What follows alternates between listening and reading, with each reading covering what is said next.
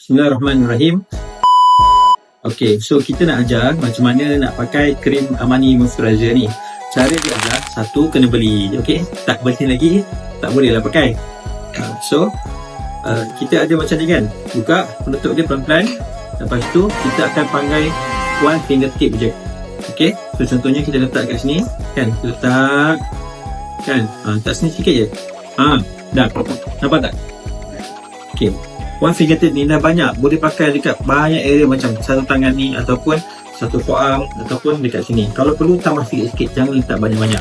So satu fingertip ni dah boleh macam mana nak letak. Contohnya kita punya lesion dekat sini kan.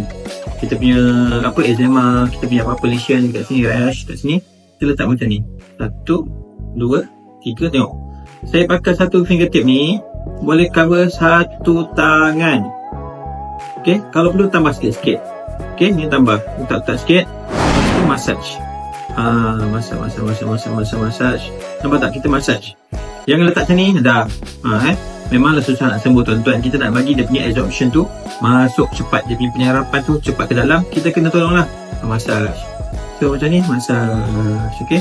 So one fingertip ni boleh pakai banyak tempat. Kalau rasa tempat tu kecil kan, kat sini je, tak payahlah biar banyak. Tak ambil one fingertip. Kurang daripada tu.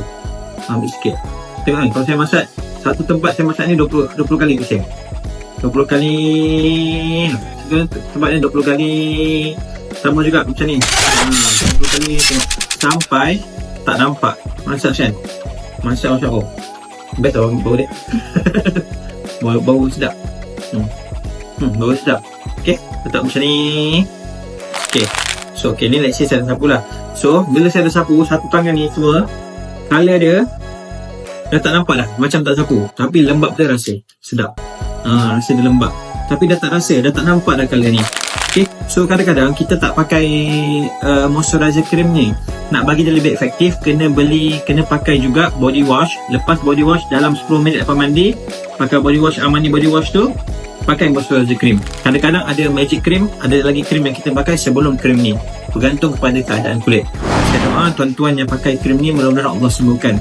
Kalau tak sembuh, ikhtiar lagi. Kadang-kadang ada benda yang perlu kita perbetulkan, diagnosis ataupun ubatan tu kita boleh adjust sikit. Okey, semoga tuan-tuan yang ambil krim ni, saya doakan semua sembuh.